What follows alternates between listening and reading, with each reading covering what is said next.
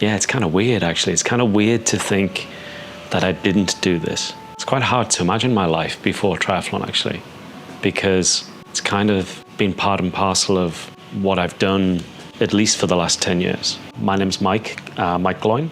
I am a high-performance coach. I'm also the founder of Flow Performance Coaching. I'm also an athlete, so I race within my category in triathlon. The 70.3 is the distance that I like the most.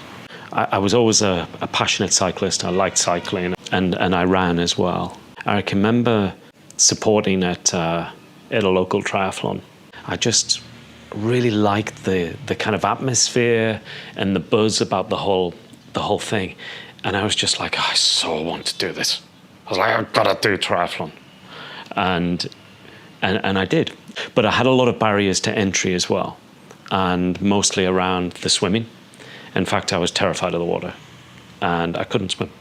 I had to go back to swimming classes, learn to swim again. From there, within 6 months, I completed my first half Ironman, which I did in Miami. When I trained for my first half Ironman, I didn't really know what I was doing, if I'm honest with you. I would just try and do as much as I could cram into my life as possible, which meant that most of my weekends were spent and dedicated to doing some form of sport. After I did Miami, I was basically doing 70.3s every month. I had a race, and it was super intense.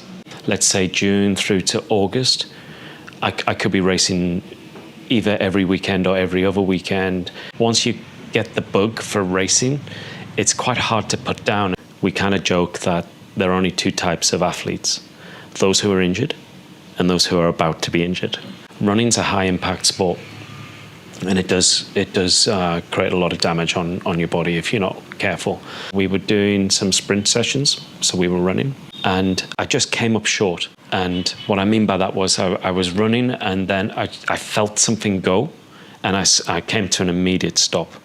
And the problem that I had was deep in my hip flexor, so I felt pain in my hip flexor, and I just thought that I'd pulled a muscle, and of course, because I was a bad triathlete, I ignored it, and I let it recover for a few days, and then I went back into training, but it was still there, and it was still painful, but I continued nevertheless, and I did 2 Ironman races with that injury, and I also went on to do many 70.3s in that year as well with that injury. I just slowed down, because what I was finding was that when I was running at full speed, the pain was worse.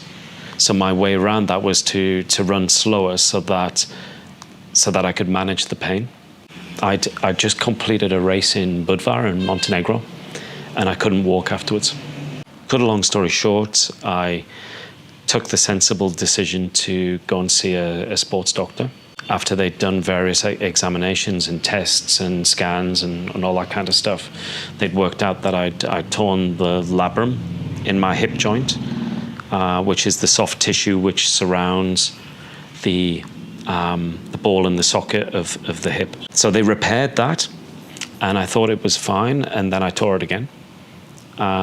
Probably about 3 or 4 months later, and at that point then I decided to stop.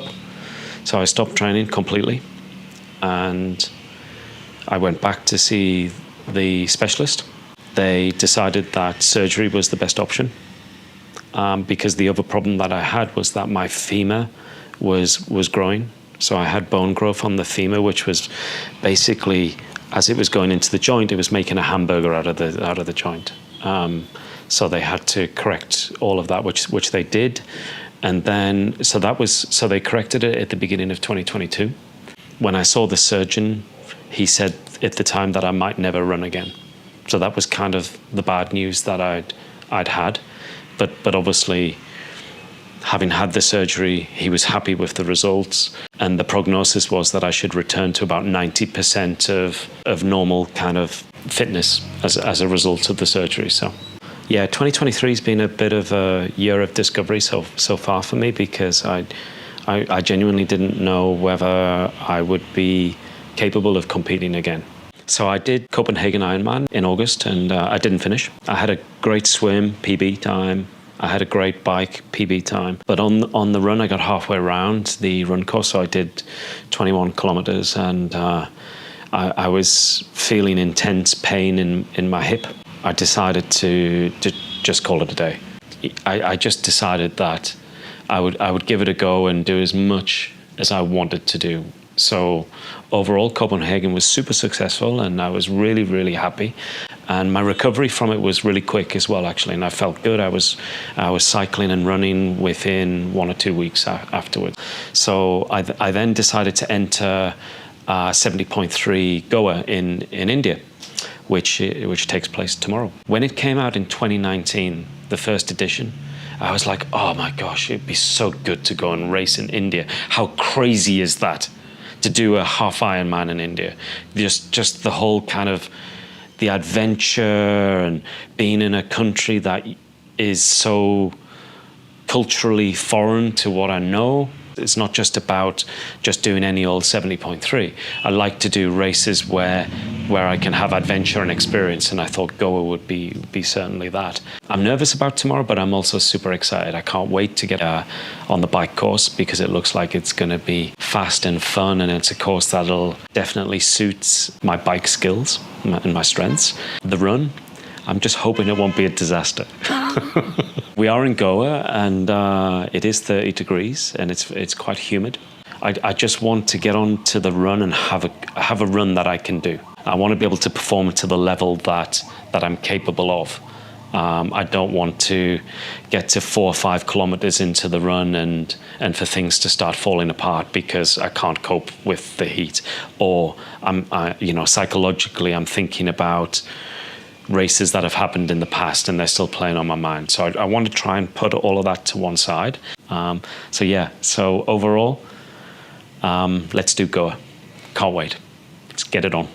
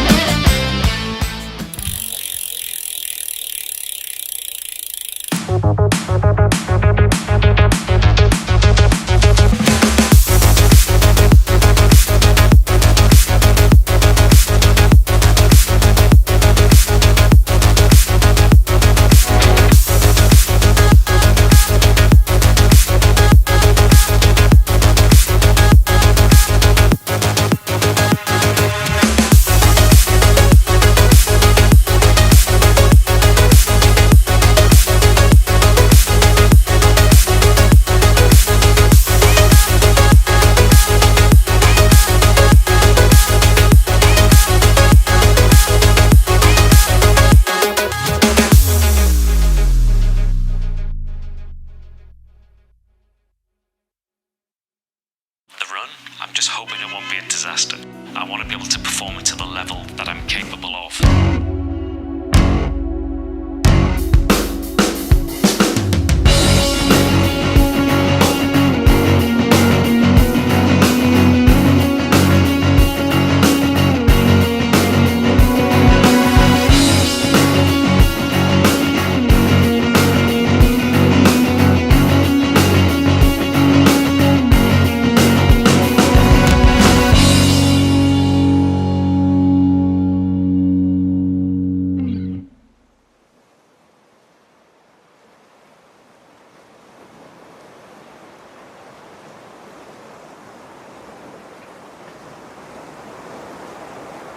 2 days since I did 70.3 Goa. Bit of a dream come true, to be honest with you. I'm super happy that I finished, and not only did I finish, but I managed to qualify for the World Championships, the pinnacle of the sport in triathlon, to represent your country and yourself at a World Championship event. And I'll be going there next year. So holidays are already planned for next year. We're off to New Zealand. I was able to secure the slot because I came second in my age category, which was kind of the cherry on the cake, really, and hence the little trophy that we've got here. It kind of pretty much played out how I'd expected it to, if I'm honest. The swim went well. I equaled my PB, which is good, and overall I came 32nd out of the water, which is probably, I'd say, one of my best performances on the swim. I'm not that much of a swimmer, so I was really happy with that. Then got onto the bike, just got into things, settled down, and I gradually started to work my way up the field. It was a 3-lap course with a hill in the middle.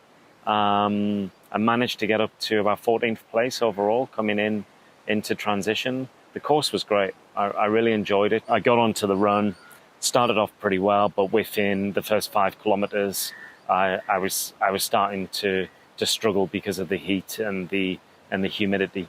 But I managed to survive, I would say, the run.